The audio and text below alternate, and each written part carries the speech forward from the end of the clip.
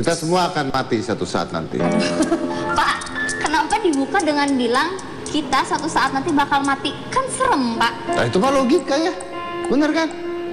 Memang bener. Iya, benar. Masalah siapa duluan mah terserah. Ya juga sih, Pak. Tapi benar, kita semua akan meninggal satu saat nanti. Tapi kok... Udah, saya cuma mau ngomong itu doang. Bentar, Pak. Tadi Bapak kita semua akan meninggal. Iya.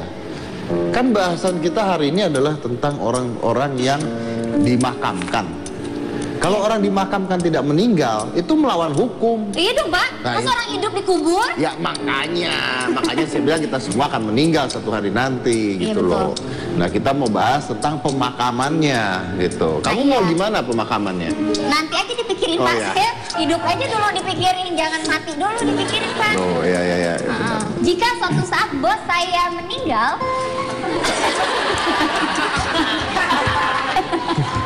Balas dendam. bos saya akan memilih pemakaman yang paling unik dan Oke. saya akan merinci pemakaman-pemakaman unik di dunia. Siapa tahu rincian itu akan menjadi salah satu pilihan dari Pak bos saya ya. Yang pertama, Pak, ada pemakaman unik namanya pemakaman Famadihana. Ini di Madagaskar ada tradisi pemakaman unik dari suku Malagasy, yaitu berdansa dengan jenazah yang sudah dikubur selama 7 tahun sekali. Tuh, Pak. Jenazah leluhurnya sebelumnya diberikan kain suci baru dan juga disemprotkan minyak wangi. Hal tersebut dipercayakan karena roh almarhum akan segera bergabung dengan leluhurnya setelah jasadnya tinggal tulang belulang saja. Namun selain itu, Famadihana juga sering dianggap sebagai reuni keluarga. Tuh. Orang lagi pemakaman reuni keluarga. Saya tidak tertarik. Nggak tertarik, Pak. Kan Bapak kan meninggal. Saya nggak bisa nari. Hidup aja saya nggak bisa nari. Meninggal disuruh nari. Ribet amat. Hidup ribet, meninggal ribet. Enggak, Pak, kan udah diam. Ah. Tapi gotong, yang nari mereka yang gotong, Pak. Mereka menari. Saya bisa pilih penarinya nggak? Kan udah Nggak mau, saya nggak suka. nggak suka ya. Cari yang lain. Oke, selanjutnya ada pemakaman langit atau sky burial. Pemakaman langit. Saya ceritain ya, Pak. Pemakaman sky burial ini adalah pemakaman yang Burial. tulisannya burial. Lanjut. Burial. Pemakaman sky burial adalah pemakaman yang biasa dilakukan oleh orang suku Tibet. Yang dekat Pancoran, tahu kan? Tabak. Berhubung tanah pijakan di suku tersebut bebatuan, mereka kesulitan untuk menguburkan jasad kerabatnya. Oleh karena itu, mereka menjadikan jasad kerabatnya dengan dijadikan pakan bagi burung bangkai dengan dicampurkan dengan tepung. Hal ini dilakukan karena kepercayaan mereka yang menganggap bahwa tubuh hanyalah kapal bagi roh atau jiwa yang sudah pergi. Gini. Ya. Saya setuju ya kalau tubuh hanya apa ya? Bukan, tubuh tuh hanya kayak vas bunga gitu ya. Roh kita di dalam. Kalau kita sudah meninggal ya udah vas bunga ini nggak apa-apa gitu. Ya untuk makan burung ya supaya burungnya ada makanan nggak apa-apa. Saya bermasalah dengan dicampur tepung. Lu kira gua martabak apa gimana? Karena kan untuk dikonsumsi sama burung bangkai tadi, Pak. Ya nggak usah dicampur tepung. Mau dicampur gula juga biar Apaan? Nggak suka. nggak mau, Pak. Nggak mau. Oke. Yang selanjutnya, kalau pemakaman bibit pohon atau kapsula mundi, mau, Pak? Apa dulu mau Pak? Ini saya kapan meninggalnya sih sebenarnya? Ya nanti aja, ini milih aja dulu. Kan nggak ada yang tahu. Nggak ada yang tahu, siapa tuh Bapak umur panjang. Ah ya gitu, bagus. Jodoh dan maut hanya Tuhan yang menentukan. Ya bagus. Iya, ya kan? Jodoh dan maut hanya Tuhan yang menentukan. Kenapa lu yang rencanain pemakaman gua? Manusia berusaha dan melakukan yang terbaik untuk kematiannya. Atau Bapak nggak mau mikirin kematian atau mikirin perjodohan dulu? Udah dikubur aja langsung ya. Pemakaman bibit pohon atau kapsula mundi, pemakaman ini bukan menjadikan manusia menjadi mutan pohon, melainkan menjadikan tubuh manusia agar lebih bermanfaat bagi bumi dengan menjadi protein bagi pohon. Konsepnya adalah tubuh manusia yang akan dikuburkan dimasukkan ke dalam kapsul terbuat dari bahan biodegradable. Ya. Kemudian akan dikuburkan dengan pohon di atasnya.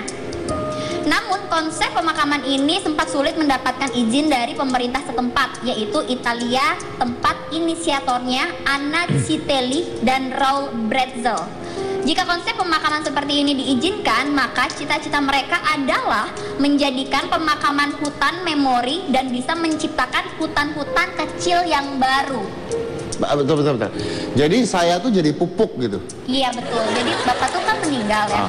Tapi masih. Kak, itu jadi bapak tuh kalau meninggal, iya. Bukan bapak tuh kan meninggal ya, itu beda loh. Oh iya.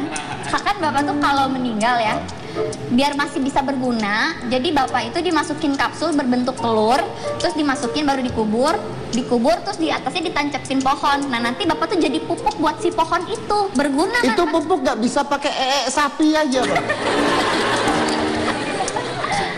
Bisa sih Pak, tapi kan biar berguna. Kamu taunya itu saya sama tetangga saya gimana? Pohonnya di apa ke inisial DC gitu. Nggak mau saya. Nggak mau Pak? Nggak mau. Ya udah, kalau yang ini mau nggak Pak? Apa dulu mau nggak? Pemakaman kristalisasi. Sebuah perusahaan bernama apa nih bacanya? Life Gem asal Chicago memiliki inovasi agar orang yang telah ditinggalkan oleh kerabatnya bisa tetap dekat dengan mereka. Jadi, jenazah dikremasi dengan panas dan tekanan yang sangat tinggi hingga menghasilkan kristal-kristal. Setelah menjadi kristal, mereka biasanya dijadikan liontin, cincin, atau cukup disimpan saja. Dan harga kristal yang dihasilkan oleh Life Gem bisa mencapai 2.000 US dollar sampai 25.000 US dollar. Tidak hanya pemakaman manusia saja yang bisa dikristalisasi, namun juga hewan peliharaan kalian. Setuju. Saya mau itu. Apa mau yang di kristal. kristalisasi? Jadi nanti kalau saya meninggal, ya? saya itu kan dengan pemanasan dan sebagainya, itu kan karena badan kita tuh punya karbon ya. Nah, karbon itu dengan pemanasan yang sedemikian tingginya tuh bisa menjadi kristal. Nah, ya kan, jadi kristal. Nanti kristal ini kamu simpan, kamu jadiin cincin, kamu pakai. Oh gitu. Malam-malam ketika cincin itu diam-diam kamu lihat lagi tidur ya kan, tiba-tiba ada suasananya lagi nggak enak, hujan rintik. Tiba-tiba.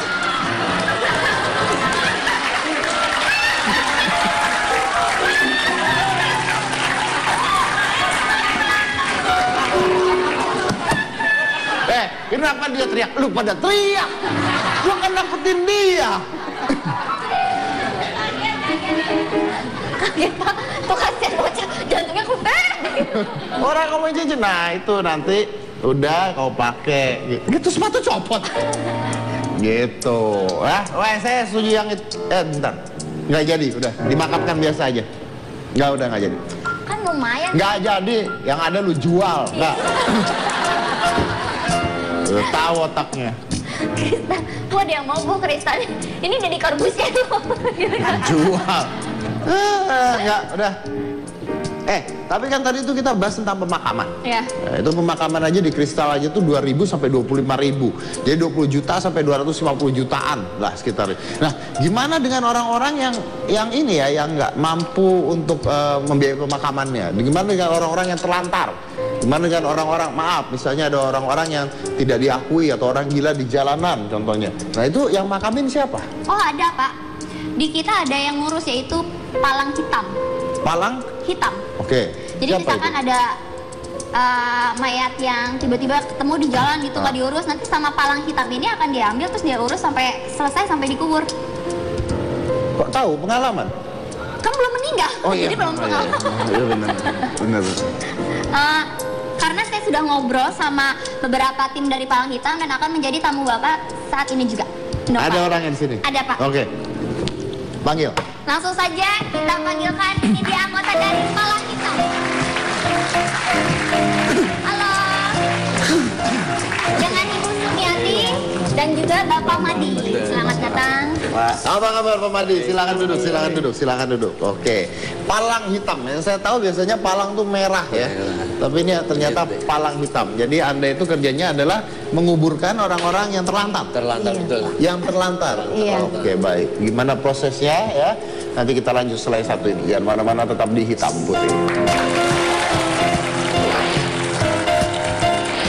Lalu misalnya tiba-tiba pada saat lagi mandikan, lalu tiba-tiba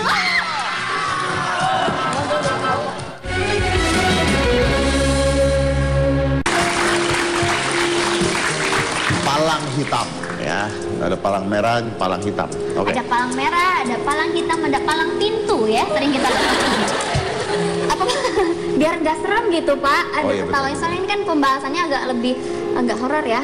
Nah Pak, untuk mengetahui siapakah palang hitam ini, kita lihat dulu videonya palang hitam ini ya Pak ya. Iya, iya. Silakan diputar videonya.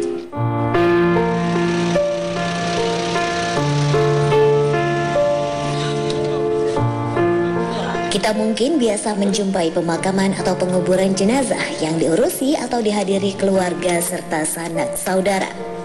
Namun bagaimana dengan jenazah yang terlantar, tidak dikenali atau sebatang kara? Siapa yang akan mengurus mereka? Jawabannya mungkin ada pada Palang Hitam. Palang Hitam adalah sebuah organisasi sosial yang sudah ada sejak zaman Belanda. Fokus mereka adalah mengurusi jenazah yang terlantar, sebatang kara atau dalam kondisi yang tidak biasa, mulai dari pengangkutan hingga penguburannya. Nama Palang Hitam sendiri diambil dari pita hitam yang biasa disematkan pada jenazah. Tanpa banyak sorotan dari publik, mereka siap bekerja dalam kondisi apapun.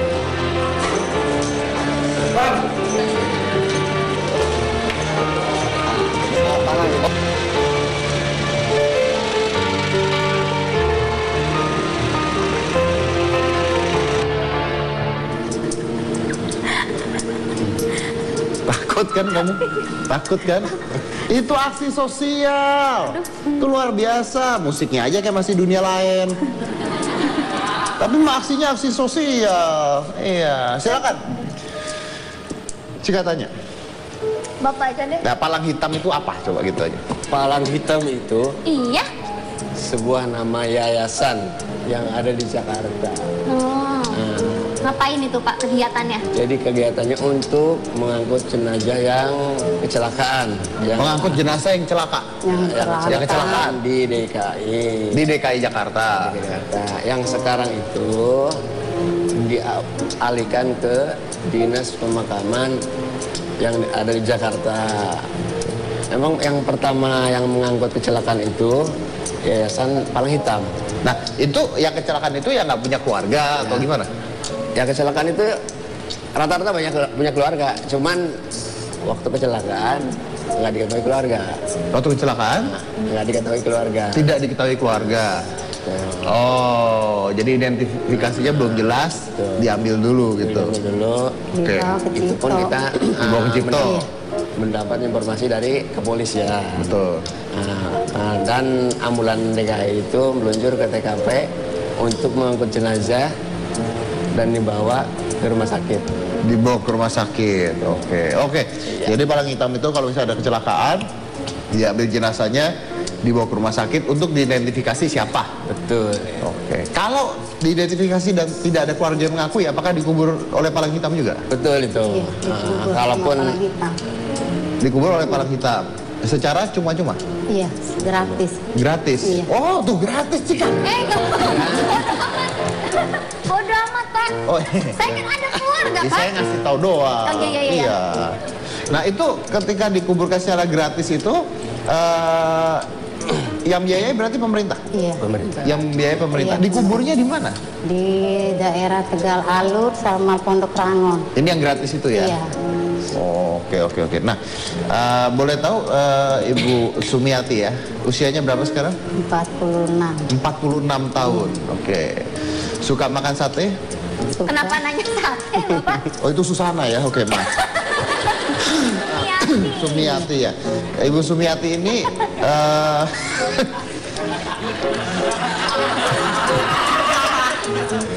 Dia ngeliatin gue melotot. Ibu Sumiati ini usia 46, join gabung dengan Palang Hitam sejak usia berapa? 40. Berarti sudah 6 tahun. Iya. Nggak takut? Enggak. Lihat mayat nggak takut? Enggak. Malah Biasa. diajak ngobrol. Mas. Diajak ngobrol. Oke, baik.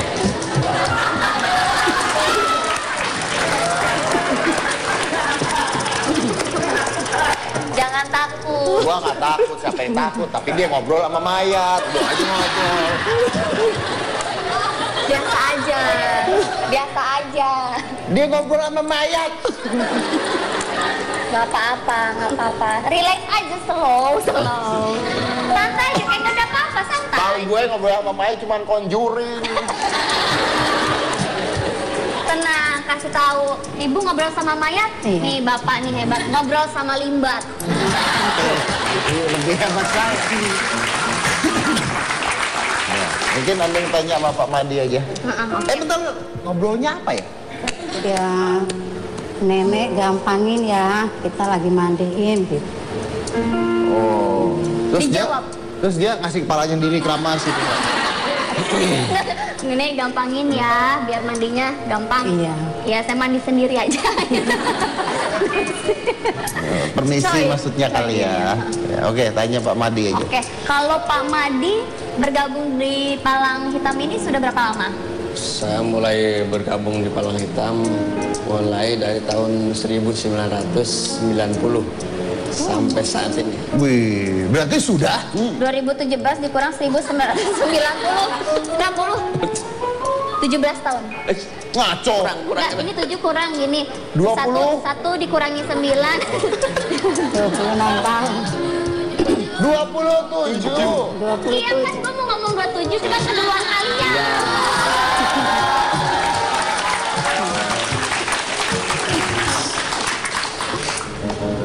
Lanjut tanya itu. Oh iya iya.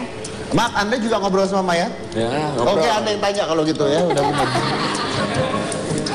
Punya gini aja deh Pak, kejadian yang Kerusuhan, pernah jadi saksi kerusuhan? Ya, kerusuhan juga. maksudnya kerusuhan gimana?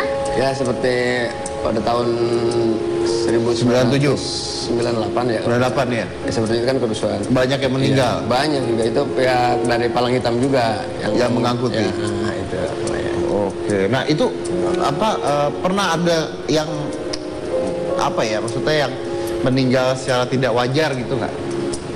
Maksudnya kan kalau kecelakaan itu kan berarti kan bisa aja, maaf nih, bisa aja tangannya putus. Oh iya, gitu.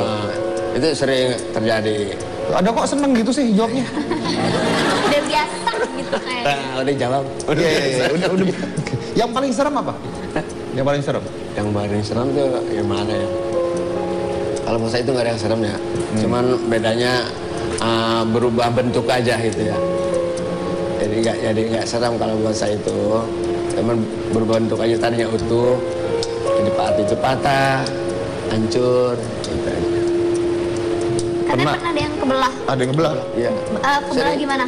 Sering. Badannya ya? Badannya putus, bisa kepalanya juga sampai gepeng, sering. Terus tangannya patah, bahkan pernah sampai kayak berkeping-keping, ya pernah itu. Berkeping-keping. Nah, berkeping-keping pernah. Itu saya ngambil waktu itu di jalan tol ini, Kembangan. Maksudnya sampai rusak, hancur gitu? Hancur. Sampai saya punya pikiran mana jenazahnya, mana yang meninggalnya, ngerti itu. Semacam udah daging udah nggak ada. Boleh tahu itu kenapa itu kalau begitu? Apa itu yang membuang mayat, menghilangkan jejak supaya ketabrak berulang-ulang sama kendaraan, apa emang seperti ketabrak aja kan? Dan nggak diketahui siapa berarti? Nggak tahu. Yang utuh itu kukunya aja yang saya ketemu itu. Kenapa? Kukunya yang utuh. Kukunya yang utuh. Itu nggak pecah. Itu. Katanya Jadi pernah itu yang benar hancur itu. pernah memandikan mayat yang terbelah dua. Ya, pernah. Itu yang waktu kejadian kereta api. Tergilas kereta api. Tergilas kereta api, emang seharusnya dibawa ke Cipto, yang ditunjuk kepolisian, yang memangkut jenazahnya juga dari pihak Palang Hitam. Tapi ternyata kan waktu itu ada keluarganya, Dan pihak keluarganya itu nggak mau kalau mayat itu dibawa ke Cipto.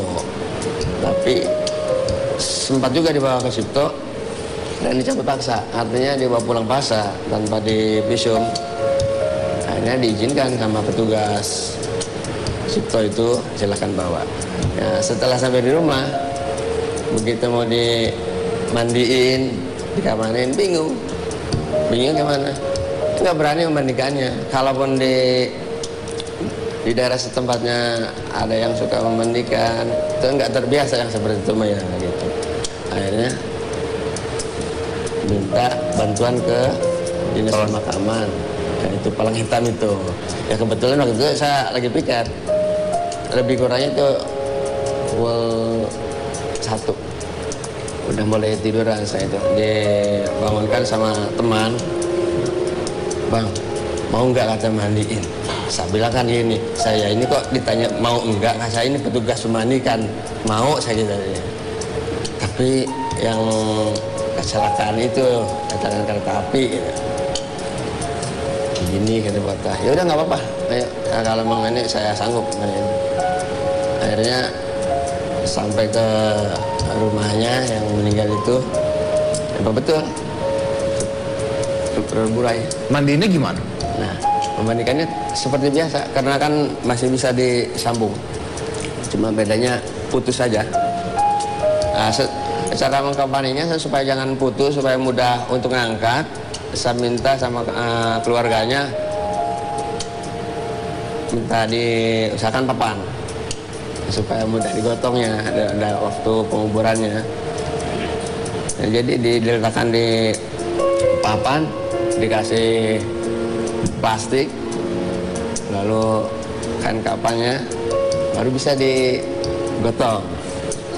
Kalau nggak pakai papan itu nggak bisa karena putus. Kalau Ibu Sumiati katanya paling sering memandikan jenazah yang udah penuh bilatung gitu-gitu ya?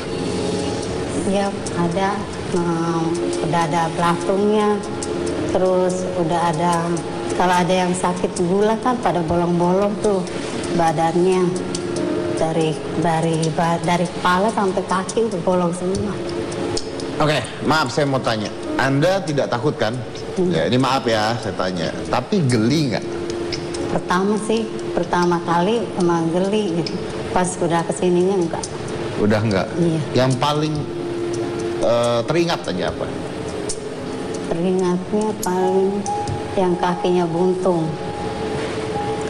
Kenapa itu? Itu dioperasi dari rumah sakit, dibawa ke panti, tapi enggak diperban, itu dilepas begitu.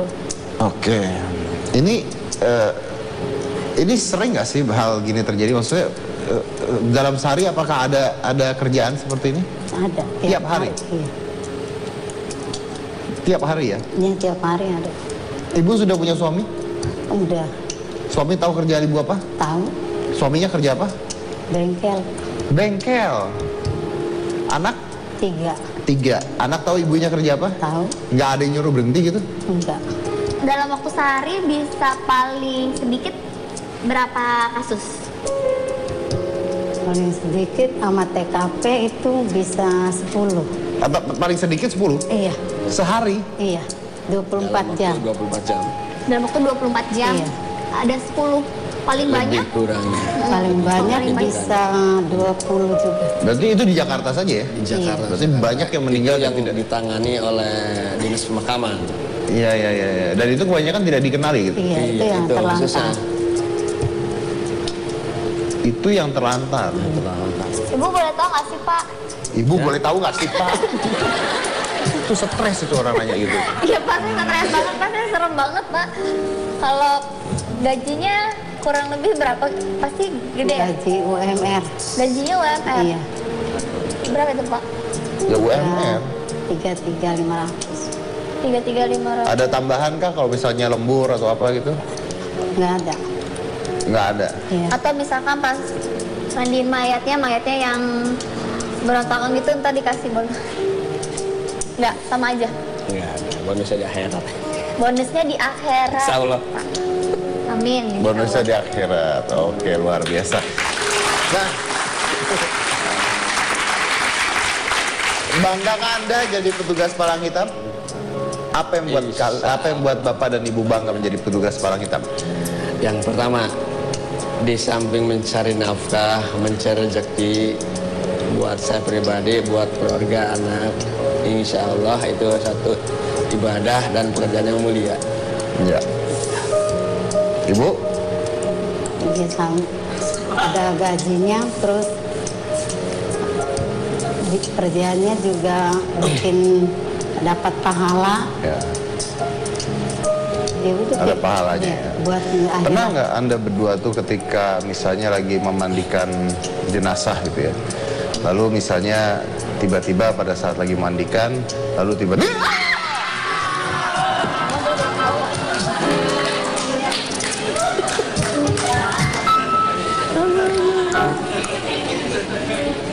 kalau sekali itu kebetulan, Kebetulan 2 kali. kalau 2 kali itu gua hebat banget artinya.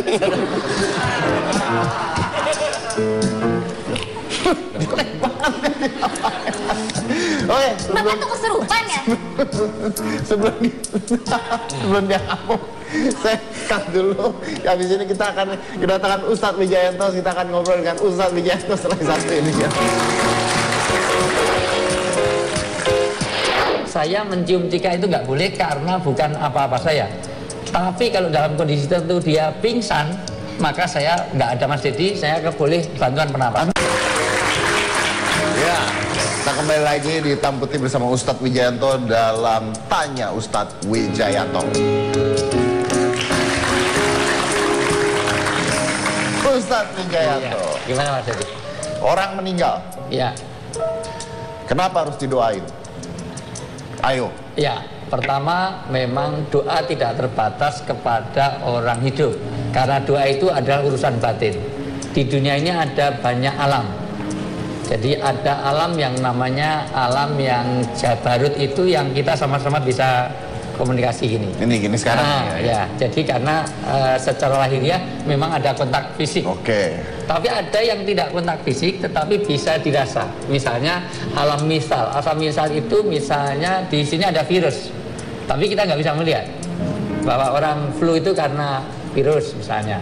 Atau kalau ada suara meong-meong di sana, pasti itu bukan gajah. Ya kan? Meong-meong berarti bukan gajah. Bukan. Iya, itu berarti Kucing. kucing. Nah itu berarti dia alam misal. Ada lagi alam di atas itu alam batin yang namanya rahim, itu bisa kontak. Misalnya tiba-tiba Ibu Heniwati itu ibu tersesak. saya. Iya, misalnya. Ini nama itu, anggaplah ini nama samaran lah ya gitu ya. Nama samaran tuh singkatan HN gitu loh. Ya, ada HN itu dari Heniwati. Oke, jadi itu tiba-tiba tersedak. Ternyata ada anaknya yang sedang sakit. Itu kontak batin. Anaknya sakit, ini tersedak. Apa? Karena kok ada sesuatu, ada yang jatuh. Jadi kontak batin itu berasa karena rindu, ternyata lama nggak ketemu anaknya. Karena anaknya diajak tinggal bersama nggak mau, malah suruh tinggal di tempat saudaranya yang lain. Ada orang gitu, orang tua yang nggak mau tinggal bersama anaknya sendiri, pilih dengan anaknya yang lain gitu. Itu namanya Bu Heniwati tadi. Oke, itu kontak batin. Ada lagi kontak ruh. Kontak ruh itu adalah orang mati itu masih bisa kontak dengan kita. Maka kalau kita masuk kuburan suruh memberi salam. Assalamualaikum ala diyar. Nggak usah nunggu jawaban. Ya, ya. Kalau dijawab malah waalaikumsalam, nah jadi kacau itu sebenarnya. Jadi itu kontak batin. Kontak batin itu bisa dilakukan kayak semacam telepati. Jadi orang itu nggak usah memanggil namanya, kita lihat saja dalam berapa menit dia akan noleh ke sini. Itu bisa, itu namanya kontak batin juga yang kaitannya dengan alam yang di atas. Betul. Saya aja kalau lagi tiba-tiba ada telepon bunyi, saya bisa tahu oh ini Ustadz yang nelfon. Iya, tahu. Dan saya tahu persis. Ada kalau namanya keluar Ustadz Wijayanto. Iya, betul. Bahkan saya tahu kalau Mas Dedi telepon berarti ini sudah dekat Ramadan. Iya, karena saya tahunya Ramadan kalau ada bintang tamu di sini. Oh iya. Betul. Dan itu diantaranya. Nanti ada alam yang lebih tinggi lagi. Dulu di zaman Khalifah Umar bin Khattab itu karena memikirkan perang, Jadi ada ngirim pasukan di atas gunung di Persia, di Irak, tiba-tiba dikepung musuh, setengah-tengah khutbah di Madinah, turun. Maka orang kata ini orang gila ini, orang kenapa kok khutbah tiba-tiba turun? Karena melihat pasukannya dikepung oleh musuh. Dan betul, ternyata pasukan itu dengar padahal belum ada handphone. Itu nggak ada sinyal, nggak ada itu, tetapi suara dari Madinah bisa sampai didengar oleh pasukan yang ada di Persia karena nangis batinnya tadi, kontak batinnya tadi, suaranya bisa didengar di sana. Akhirnya semua pasukan turun dan akhirnya yang ngepung ke atas ternyata sudah turun duluan. Itu contoh adalah kontak-kontak batin di antara kita, dan kita juga masih, makanya orang meninggal masih perlu didoakan, karena itu nanti ada kontak batin. Kalau diziarahkan, misalnya nih, ya, orang meninggal, ya, orang meninggal, saya nggak mau ziarahin lah gitu, bodo amat gitu. Dulu awal-awal memang dilarang, dalam agama itu dilarang karena kebablasan. Orang ziarah itu kadang malah mendewa-dewakan kuburan. Oh iya betul. Ya, betul. jadi kuburan itu malah jadi, karena kalau dalam Islam iya kana butuh wa iya kana nasta'in, tapi sering iya kana butuh wa kuburan nasta'in. Nah, artinya dia kepada kuburan yang didewa-dewakan. Ya, malah ini nyari togel, Togel. Mana togel itu? Jangan cerita pengalaman dong. Enggak, saya malah nggak tahu kalau itu. Oh iya. Kalau itu orang kan bisa bicara fasih karena mungkin pernah melakukan. Jadi intinya adalah, tapi kan dulu suka main kartu, sekarang udah berhenti. Iya. Kartu ini apa ditebak bener karena memang sudah disiapkan dari awal itu semuanya. Iya. Namanya juga magician. Iya. Namanya juga gitu. Iya. Jadi kalau magician tuh nggak dosa kan? Nggak dosa, memang itu trik aja gitu. Aku sih menghibur orang. Iya. Cuma dulu. Jadi intinya adalah bahwa orang itu ada komunikasi batin tadi, dan sesungguhnya dalam komunikasi batin itulah untuk menghubungkan antara dua hal itu. Kalau gini, ini perbincangan yang menarik sekali karena otopsi itu kan artinya sudah meninggal terus badannya dibuka untuk penelitian. Nah, itu secara agama boleh atau tidak? Boleh. Hukum asalnya tidak boleh, tetapi menjadi boleh karena hukum berlaku kepada keadaannya. Jadi nanti ada hukum, ada moral hukum, ada fikih, ada usul fikih. Saya mencium cika itu nggak boleh karena bukan apa-apa saya. Tapi kalau dalam kondisi tertentu dia pingsan, maka saya nggak ada Mas Dedi, saya boleh bantuan pernapasan. Anda mau kemana sama dia nggak ada saya? Ya kadang-kadang kan di kamar sebelah. Misalnya itu. Oh, ini misalnya kan? Misalnya pingsan. Misalnya. Itu pun kalau nggak ada yang lain. Tapi betul-betul pingsan apa enggak? Jangan-jangan baru batuk-batuk, ini bantuan pernapasannya. Jangan, baru batuk bantuan pernapasan. Iya. Nah, jadi kondisi yang tertentu membolehkan yang terlarang. Sama dengan orang makan babi, dalam Islam tidak boleh. Betul. Tetapi kalau nggak ada makanan lain, maka daripada mati makan babi. Mending babinya mati. Wajib makan babi. Tapi waman itu bagin jangan berlebihan. Mumpung boleh terus babi 2 tambah kejik 5 itu ya. Itu berarti mumpung itu tidak boleh. Ya, Berarti jadi, dalam kondisi tertentu misalnya dipikirkan diracun gitu, itu boleh diotopsi ya. Karena itu untuk mencari nilai kebenaran. Sekarang Ustaz, ini pertanyaan saya yang menurut saya menarik juga nih. Terakhir saya mau tanya Ustaz, seandainya saya beda agama sama Ustaz, ya. Lalu saya meninggal, kita cari contoh yang lain aja. Kenapa gue meninggal coba? Kenapa nggak dia contohnya coba? Ya, karena kalau saya dengan Mas Dedi kemungkinan duluan saya. Kok bisa? Layaknya duluan saya. Kemungkinan ya. Belum tentu ya. Belum tentu. Iya. Karena kematian itu di tangan Allah. Betul. Bisa saja Mas Dedi duluan, saya belakangan. Bisa. Bisa juga saya belakangan, Mas Dedi duluan. Sama aja. Sama. Iya. Artinya kan kematian di tangan Tuhan. Iya, betul. Seandainya saya meninggal, beda agama saya sama Ustaz. Ya. Apakah Ustadz mau mensolatkan saya? Sholat ini tidak, tapi doa boleh. Doa boleh? Iya, tapi kalau sholat, karena sholat itu berkaitan dengan orang yang sama-sama sholat. Ya, kalau doa memang anytime. Sekarang aja saya doakan terus. Nggak perlu sekarang belum. Kalau memang saya ikhlas kok, nggak apa-apa. Enggak apa. Tapi Ustadz boleh mendoakan saya? Boleh. Siapapun boleh didoakan. Bahkan mendoakan itu Jangankan itu, orang memusuhi aja Nah, didoakan. kalau sekarang Ustadz sama agamanya, Iya. sama saya ya. Iya. Sekarang Ustadz yang meninggal. misalnya. Ustadz yang meninggal. Misalnya kan, misalnya. Tapi saya benci banget sama Ustadz. Benci banget sama Ustadz. Iya. Itu bencinya tuh banget itu sama Ustadz. Iya. Ustadz meninggal. Iya. Apakah saya nggak ada orang lain? Apakah saya wajib menyolatkan Ustadz? Cuman masalahnya kasus pertama, kalau orang benci itu duluan yang benci dulu karena perasaannya itu psikosomatis. Jadi yang membenci itu lebih duluan mati daripada yang dibenci. Biasanya gitu. Biasanya. Tetapi dalam kasus tadi tetap dong hak mereka untuk didoakan. Artinya tetap dimandikan tadi, dikafani, terus dikubur. Kalau dalam Islam tadi model penguburan di tongkonan, kemudian di masa tidak boleh, atau digantung di pohon atau dikremasi, itu tidak boleh. Semuanya itu dalam konsep Islam adalah dikembalikan ke asalnya, ke tanah, yaitu dikubur. Dikubur pun dipercepat untuk pembusukannya. Maksud saya itu dibuka, kalau itu dia pakai kain kafan pun dibuka supaya dia segera, kan biasanya nanti akan ada apa ya, memuai dan segalanya, maka supaya menyatu dengan tanah. Nah itu memang dan disegerakan. Tapi intinya saya harus mendoakan Ustadz juga walaupun saya musuhan sama Ustadz. Iya. Musuhan itu didoakan. Justru Rasulullah itu kalau mau dicontoh itu balaslah kejelekan itu dengan kebaikan.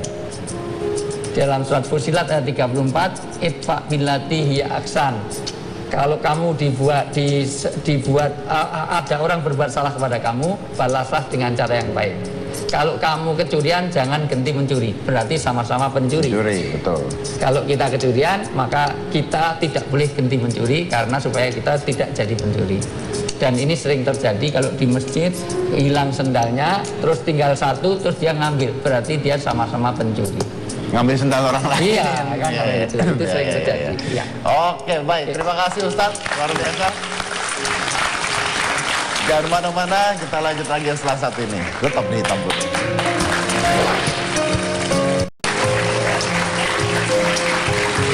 Kita sudah bersama tim pemandi jenazah ya di samping kiri kita ya. Oke.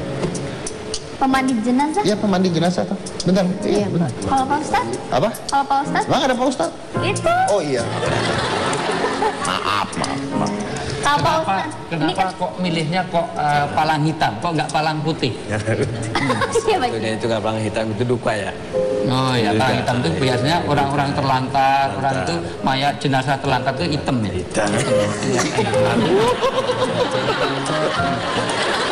Nah, mungkin saya mau tanya terakhir buat Anda berdua. Mengurusi jenazah, memakamkan jenazah, melihat jenazah dalam keadaan yang tidak wajar hampir setiap hari. Pertanyaannya buat Anda berdua begini, buat Anda berdua, apa sih arti hidup itu? Artinya hidup itu kalau buat saya itu jangan terlalu berlebihan ya. Apa itu mengumbar nafsu, betul pesan. Apalagi yang sewajarnya aja ya. Toh akhirnya mati juga. Nah betul, walaupun itu kita mengumbar kemampuan, nah pengen itu, ini, tapi akhirnya kan emang amal ibadah aja yang dibawa setelah kita mati. Hanya kain putih yang dibawa dan amal ibadah yang insya Allah diterima Allah. Itu. Tapi mayoritas yang ditemui itu usia tua apa usia muda? Ya, kalau memang kita dalam di kecelakaan ya, banyak muda juga. banyak muda juga Iya, banyak. jadi Akhirnya belum tentu yang tua dulu. Betul. Bisa juga yang muda dulu yang bisa. Itu dia. Benar. Karena maut itu tidak mengenal Betul, usia ya. iya. Siapa tahu yang sakit umurnya masih panjang, yang sehat justru Iya. nauzubillah min Saya dzalik. sakit kaki. Umur panjangnya, amin, insya Allah, amin. Iya. Lu Tapi- kerja sama siapa sih Pak, sebenarnya? yang mana yang sakit Pak? Yang kiri. Oh, kayaknya nggak lama lagi deh Pak. Nggak lama lagi sembuh. Amin. Amin ya, amin, Oke. Amin. Baik. Terima kasih buat kehadirannya di Hitam Putih. Pak Ustadz, terima kasih Pak Sama-sama. Ustadz. Salah. Terima kasih. Nah itu tadi menarik sekali karena dengan melihat itu semua ya ternyata ya memang harus ada orang yang mengerjakan hal seperti itu ya. Dan menghargai, saya yang tadi belajar dari Ustadz adalah walaupun hidup atau meninggal kita harus menghargai orang lain ya. Mau itu sama dengan kita, beda dengan kita, beda suku, beda ras, beda agama dan sebagainya, bahkan musuh ya Ustadz ya, Ya. bahkan musuh ya. Tapi kita harus menghargai orang lain. Dan yang penting hidup itu tidak bisa diulang ya. Dari mempelajari kematian kita tahu bahwa hidup itu nggak bisa diulang. It is not a game. It's not a game. Kalau di game itu kalau mati bisa restart. Enak kan? Jadi Anda boleh salah, bisa restart. Belajar, oh ternyata salah loncat ke sini, restart, mulai lagi. But life is not. Life, when you do something wrong, you learn, but it goes on. You can't restart. So do good in your life, because life is not a game. When it's game over, you cannot restart. Saya dari Komisi Cika Jessica, inilah hitam putih.